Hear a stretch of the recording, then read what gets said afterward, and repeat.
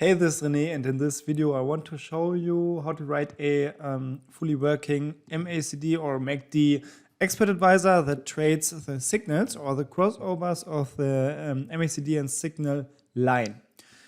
So in the background here, I already prepared the MetaTrader 5 with a US dollar Japanese yen chart and the MACD attached to it. You see the MACD indicator down here in this separate window.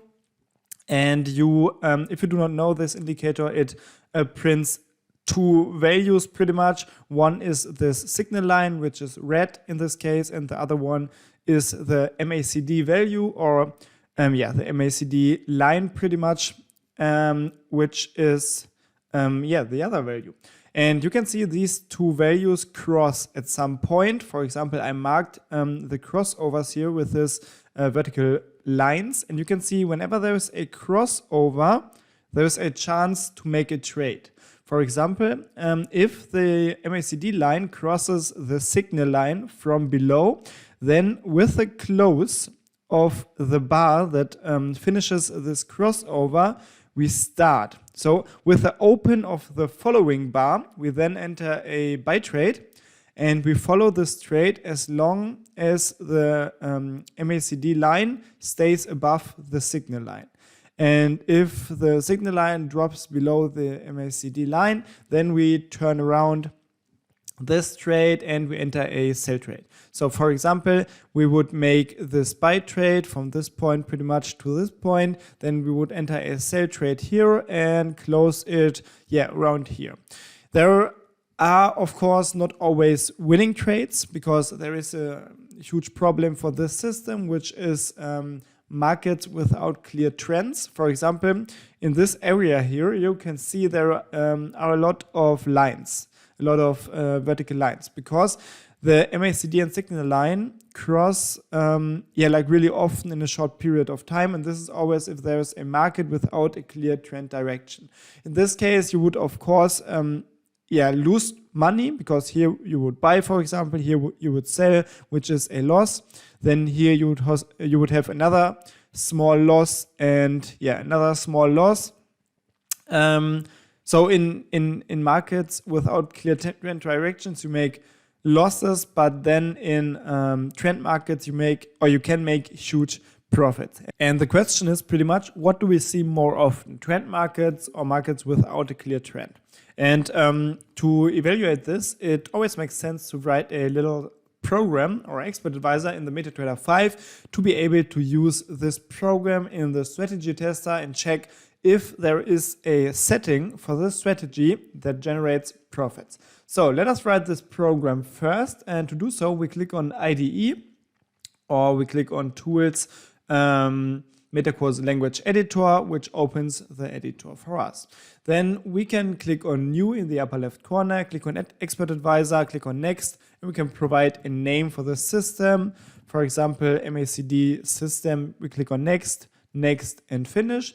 And the MetaTrader 5 automatically generates a template for an expert advisor.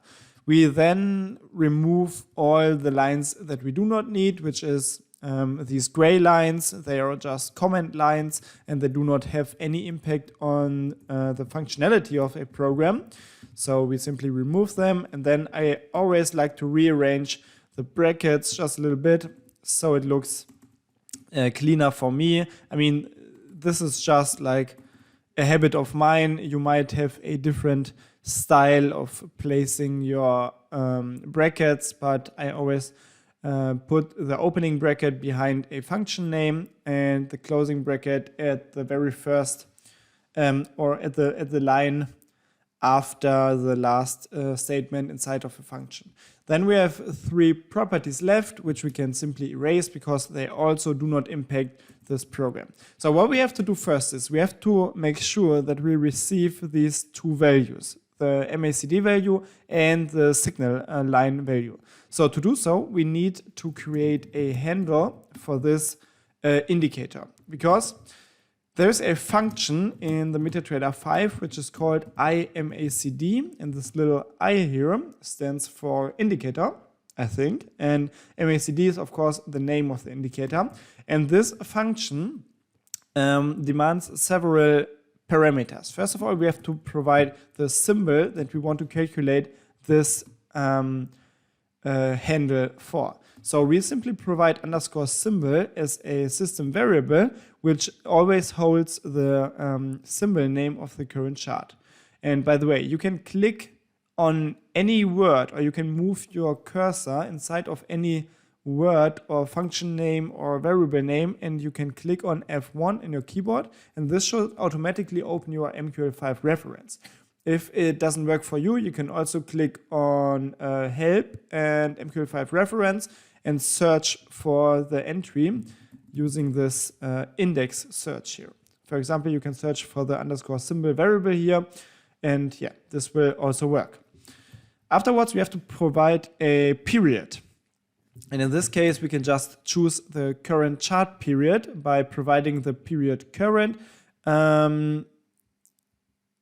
ID here from this chart timeframes enumeration. You can also look this up in the MQL5 reference if you click on period current and click on F1. So afterwards, we then have to provide the parameters of this moving average indicator, because if you open the settings of this moving average indicator, you can see there are 4 inputs that are requested here. So we can provide all these 4 inputs now simply in the order they appear here for the indicator inputs. First of all, the fast EMA period, the slow EMA period, the signal SMA period, and the applied price. So we can simply copy the values here, which is, oh, I forgot already, I think 12, 26, and 9. So we got 12, 26, and 9. And you can also see the function or the meta editor always provides a the signature of a function if you enter the parentheses after the identifier for this function. If you fill in the parameter variables here, or the values for the parameter variables. And then we have the applied price, which is typically the price close, which means that we base our calculations on the close prices of the bars. So what we did now is we created a handle, and if we compile this program, you can see that it compiles without any errors. So we create a handle for a specific MACD indicator. And we store this handle, which is simply an integer value inside of this handle variable. The handle variable was declared above the onInit function on a global scale, so we can use it in any function. And yeah, this is an integer type variable. So this is it for the 2 lines that we wrote until now. So a handle is simply pretty much a description for a specific indicator, because here we provide all the necessary information for the MetaTrader to know what exact MACD we want to have for this for our calculation. So if we now go ahead and use the copy buffer function, which is a function, and we can enter the documentation again. I will not pretty much explain everything in detail, but this function takes a handle, an indicator handle, which we have here, of course, and receives the values from this specific indicator and stores it inside of an array. So what we can do here is we can provide our handle as a first parameter, then we can provide a buffer number, and to receive the correct buffer number, it is always a good idea to look inside of the documentation here, because sometimes you will find a note here which says that, for example, the buffer number of the main line is 0, or simply the identifier main line, and for the signal line it is 1, or the identifier signal line. So what we can do here is we can provide the main line identifier to make sure that we will receive the values of the main or MACD line here. And then we start at position 1 and we have a count of 2. What this means, I will explain in a second. But first of all, we have to create a MACD array here, which we can then provide as a last parameter for the copy buffer function, because we have to provide a double array where we store the values in. So an array is simply, pretty much a field that holds several values of the same type. For example, in this MACD array, we can store multiple double values. And we can access the values inside of this array by providing the index of the requested value. For example, if I write a comment in the chart, which will appear in the upper left corner, which you will see in a second, we can write, for example, MACD 0, and then we can go ahead and write MACD 0, which is then the value inside of this MACD array at index 0. And we can write another line, MACD 1, for example, which will then be the MACD value at index 1 inside of this array. So if we attach this expert advisor to the chart, and we can simply look at the navigator there, and we will find the MACD system in the expert advisors folder here. So we can double click it and attach it to the chart, and you will see in the upper left corner we have two text outputs, which is two values, and we can compare these values here to the values in the data window here. And if you look at the this value here, it should be the value that you can see here in the data window. So we can see this value is minus 0.0510, and this should be the value that we see here. It is rounded, of course. So what we can do here is we can round the output. So we can write double to string, for example, which will then show only, I think it's 5 digits, it's 4 digits. Okay, 4 digits like this. And we can say double to string again, and also make sure that the second value is only displayed with 4 digits like this. So you can see that this is the MACD value for this bar, which is stored at index 1 inside of our array, and this should be the other value at index 0. And this is working indeed. So we can do the same for our simply copy these two lines for the signal line. So we can say we want to receive the signal line values. We simply have to provide another buffer number here. And we also want to receive the values for the last two bars and store them inside of this signal array here. Then we can also go ahead and copy this line 2 times, and we can print the signal line values for the last 2 bars. So let me adjust this real quick. Signal at 0 and signal at index 1. If we do this, you should see that we also, we have to erase one of these closing brackets here. So you can see we will now receive the signal line value and the MACD value. And there it is, there's the update. You can see we receive the values for the 2 last bars here.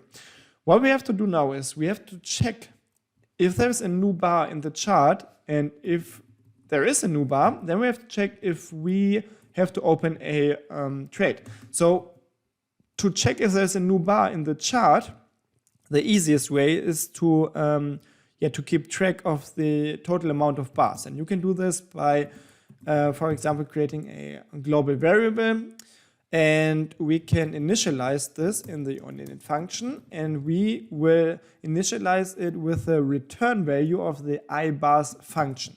The ibar function is a function that returns the amount of bars, for a specific symbol in a specific time frame.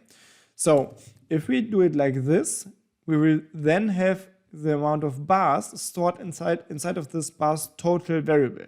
And we can, for example, to visualize this, I can print it in the chart here by adding another line to our comment. So you can see inside of this chart, we currently have 48,000 bars. So a little bit more than 48,000. And what we can do now is we can do the same calculation. We can make the same calculation here in the onTick function. So we can check if we can receive the the current value, which is returned by the ibars function. And whenever there's a new bar, the value inside of this bars variable will be greater than the value inside of this bars total variable. So we can check if bars is greater than bars total. And if this is true, then we want to update the bars total variable and store the value of the bars variable inside of it. So this ensures that we will only calculate everything inside of this if statement here only once.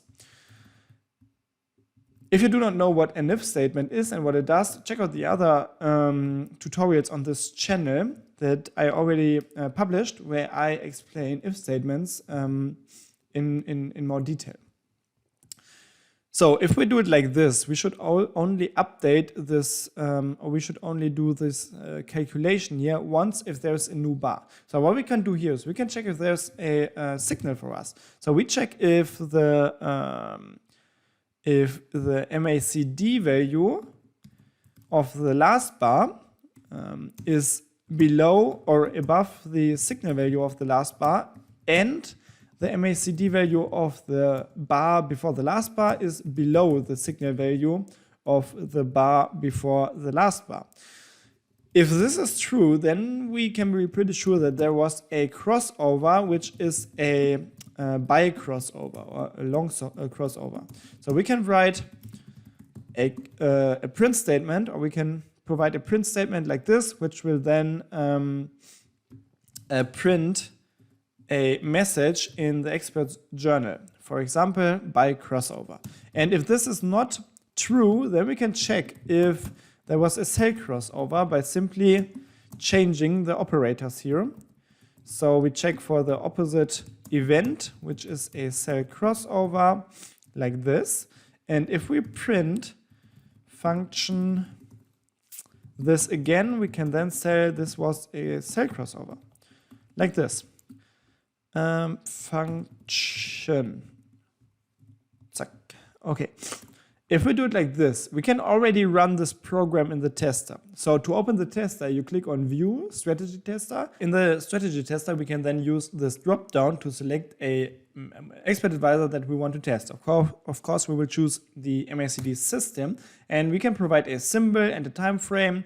I will just leave it as it is, because I simply want to test if the crossovers are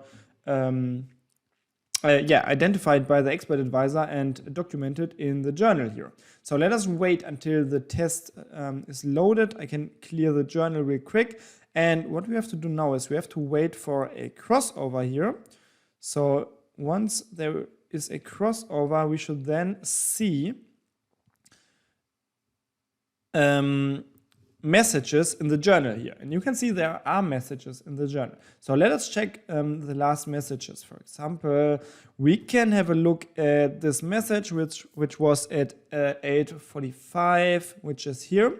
And you can see there was a crossover indeed. So the previous crossover was here, I think, 7:30, and this is also correct. And we have 6:05, which is here. So we can say that this program is working. So we realize the crossovers. What we have to do now is we have to open positions. Whenever we want to open positions in the MetaTrader 5, the easiest way is to use the trade class. And you can find this class in the trade.mqh file, which is located in the include folder here in the trade subfolder. You will find the trade.mqh file, which then holds this ctrade class here. And this is a kind of confusing file, I think. So the easiest way to explain this is this helps us to open, close, or manage our trades and orders.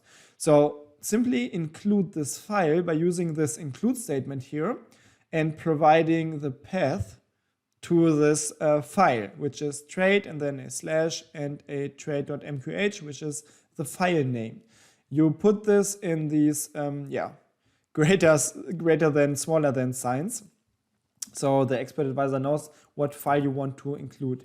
So if you did this, you then have access to the cTrade class, and we can create a object variable of this class, which we can simply name trade, for example. We can now go ahead and say trade buy, and we can open a buy trade if there's a buy crossover. So we can say the volume for this trade is, for example, 0.1. We can say the symbol shall be the current chart symbol, and we can also provide a price, a SL, and a TP, and a comment. So we can say, for example, the price shall be the market price, so we can simply provide 0. And yeah, first of all, we also provide 0 for the TP and SL. Then we copy this line here for the sell crossover, and we simply exchange the buy method or function of this trade class here and use the sell function instead, which will open a sell trade. If we compile this, this will already work.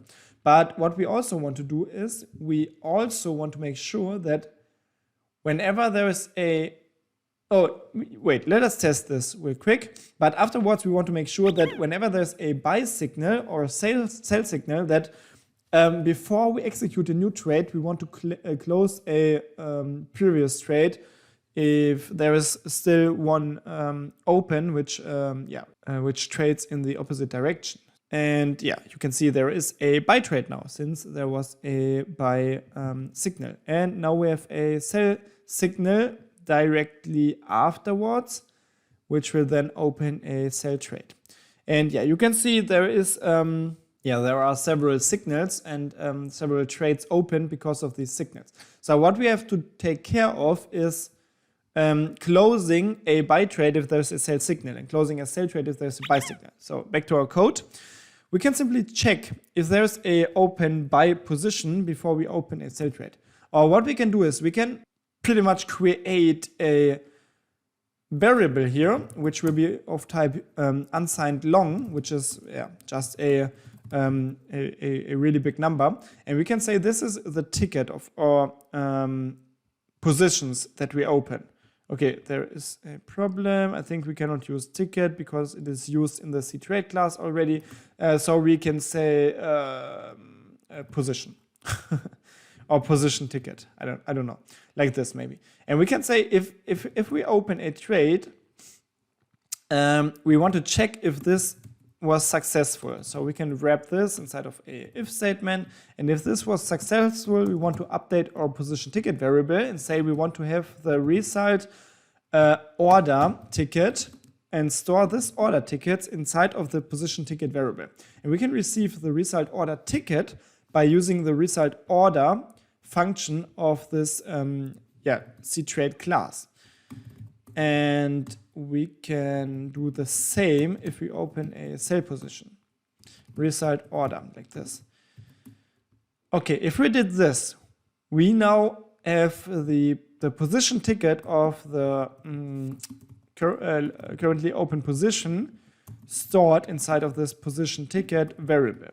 I can attach this to the comment in the chart, and you can see whenever there's a position opened, the position ticket should be updated, and we can see it in the upper left corner. So there is a first position, which is position ticket 2, and if there's a new position, we see that the position ticket in the upper left corner is updated. So what we can do now is we can use this position ticket to select a position before we open a new position. So we can check if position ticket is greater than 0, and if we are able to select a position select using this ticket number. So we can check if we're able to select a position.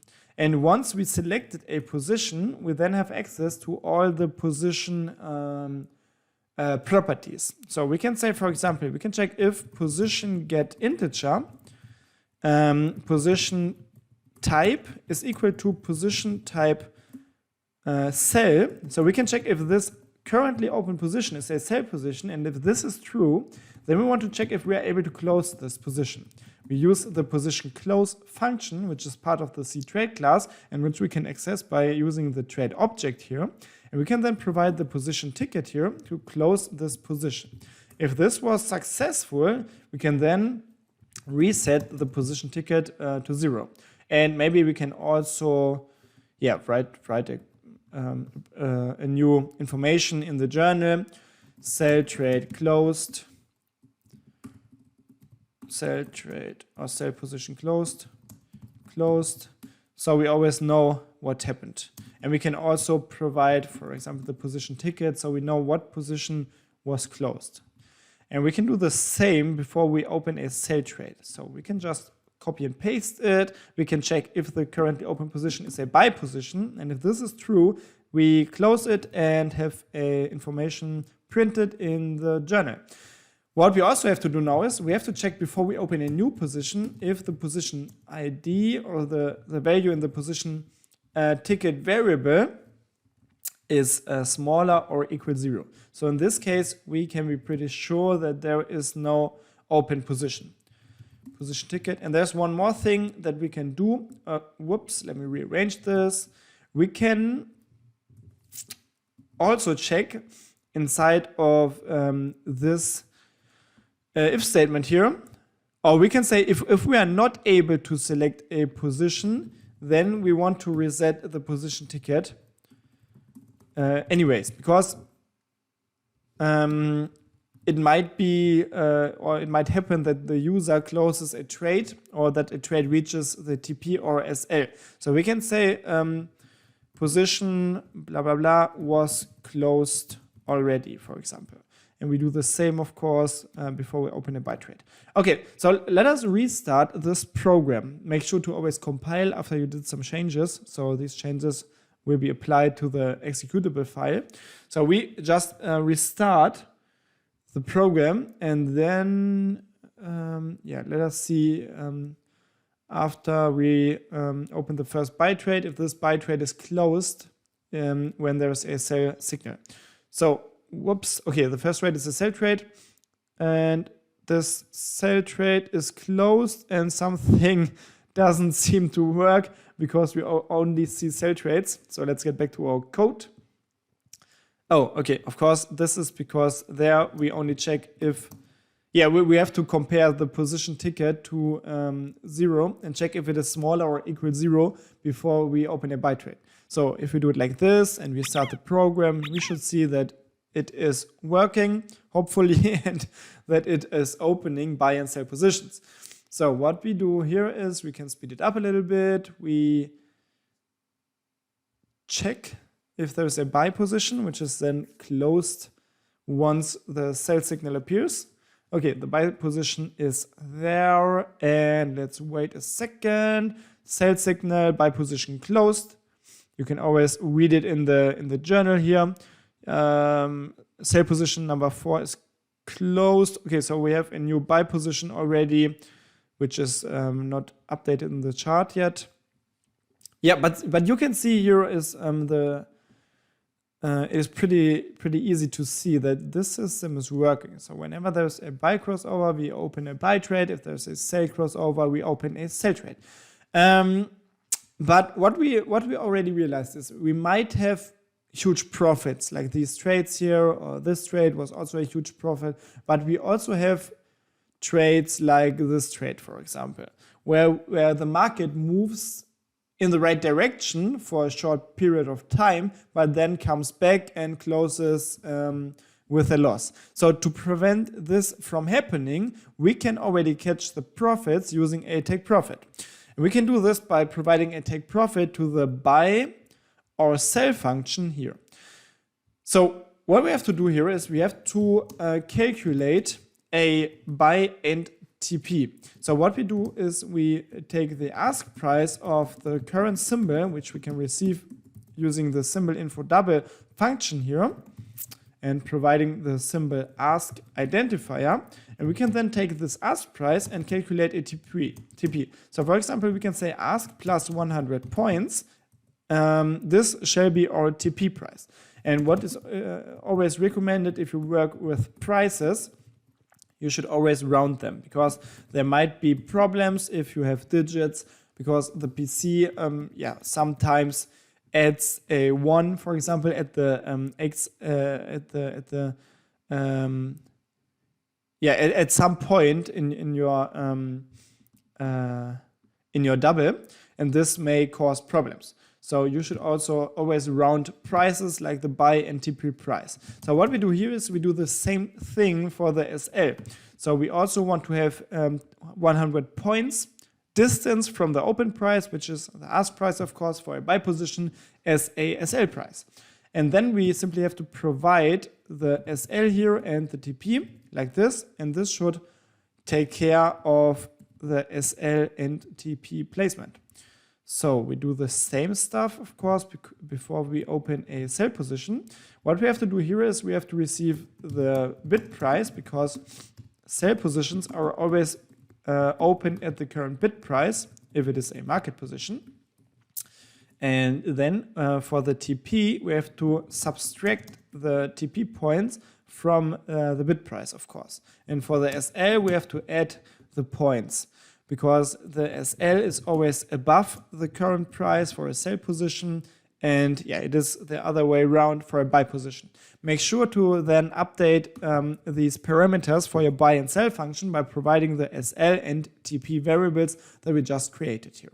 So if we compile this and restart the program, we can then see that there is a SL and TP placed whenever a trade is opened. So let's speed it up a little bit, and yeah, it always takes some time for the tester to load.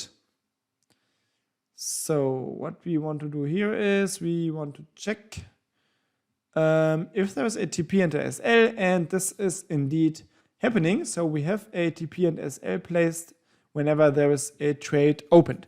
And yeah, you can now go ahead and use this tester to make backtests, because whenever you test, you of course receive all the information, for example in the graph, or if you end this test, then you will have a another tab here which shows all the important key figures. So you can just go ahead and take this program here and yeah, test the MACD strategy.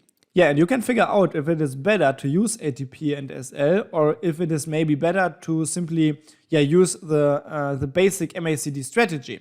So and what you can also do is you can also play around with the MACD and SL values. For example, we could say I want to have a bigger TP of, for example, 500 points. So I simply adjust the calculation here, and if I compile this and restart the program, you will then see that the TP is far away and the SL is pretty close.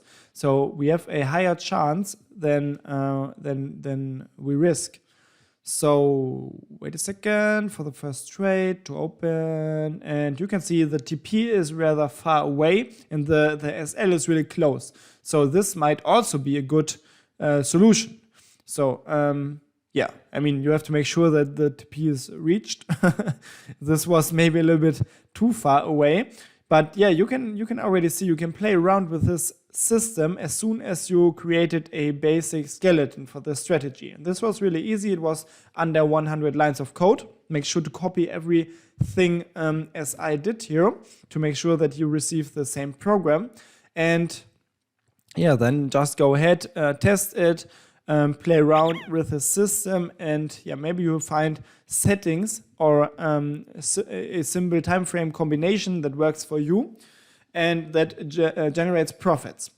So let's talk about this program just one more time. First of all, we have to include the trade.mqh file to get access to the ctrade class. Make sure that you write these smaller than greater than sign and the correct path, because otherwise you would get an error and you are unable to include this ctrade class. Then we create two integer variables on the global scale, which is the handle variable for our IMACD return value, which is the handle for the MACD indicator. And then we have another integer variable, which is the total amount of bars inside of a chart, because we want to keep track of new bars appearing in the chart.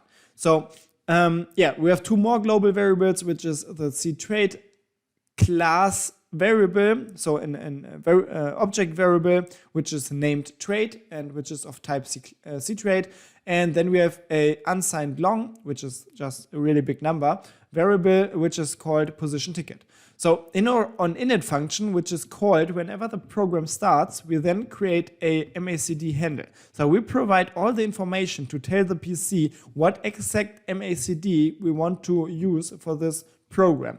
And if you adjust these values, the output of your test would already be different. So you can play around with these values here to use different MACD indicators to have different outputs. Maybe it would be better to have a faster MACD or a slower MACD, and you can adjust the values and you will, of course, receive different outputs. Then, we initialize the bars total variable here because we do not want to calculate as soon as the test starts. We simply want to calculate if there is a new bar. And in the onTick function, which is called whenever there's a new tick on the chart, we then check if the current amount of bars in the chart is greater than the value stored in the bars total variable. If this is true, then we want to update the bars total variable and we want to make all the necessary calculations to check if we have a signal. First of all, we have to receive the MACD values for the last two bars. We use the copy buffer function to achieve this. And we provide the main line and signal line identifier to tell the PC what exact values we want to receive from this MACD indicator, which is identified by the handle that we can provide here. And we store the calculated values inside of two arrays here that we created, and they are called MACD and signal. And we can then use the values inside of these arrays, and we can access them by using the indexes. We can use these values to check if there was a crossover. So if we have a by crossover, we first of all check if there is an open position. And if there's no open position, we reset the position ticket number to 0. And if there is a open position, we check if this is a sell position. And if it is a sell position, we use the position close function, which is part of the cTrade class. And we can provide a position ticket, which is of course the position ticket that is stored inside of our position ticket variable here, to close a existing sell position. If this was successful, we then reset the position ticket variable. Afterwards, we check if the position ticket variable is smaller or equal to 0. And if this is true, we then calculate the TP and SL for our trade, and we use the buy function, which is also part of the cTrade class, to open a buy position in the current symbol. And make sure to play around with these values here. For example, you can adjust the volume. You can say you want to trade a little bit a smaller volume, or you can say you want to provide different TP or SL values. So just go ahead and adjust these values here. Same is possible, of course, for the sell crossover. You can also adjust the TP and SL price here. You can also adjust the lot size here, and you can see what changes for your testing result. And in the end, we simply have a chart comment, which is just a information in the chart in the upper left corner, so we always know what the program does. Okay, I think this was a really cool program, really short, using the MACD indicator to check if it is a profitable system. So make sure to make your own testing and your own adjustments to this program to find your perfect setting. If you want to learn more about automated trading in the MetaTrader 5, make sure to check out the first link in the description, which is a fully complete course on MetaTrader 5 programming, where we talk about basic topics like variables and classes in much more detail. So for this video, it took me like maybe 30 minutes to explain a whole program, but in the MetaTrader 5 masterclass, it would take me like 30 minutes to explain everything you need to know about variables. So it is far more detailed. You really get deep into the process of writing automated trading strategies for the MetaTrader 5, and I guarantee that you will write your own programs after finishing this course. So go ahead, check it out, and I hope that you can use this program. Wish you all the best, good luck, and good trades. I'm out. Bye-bye.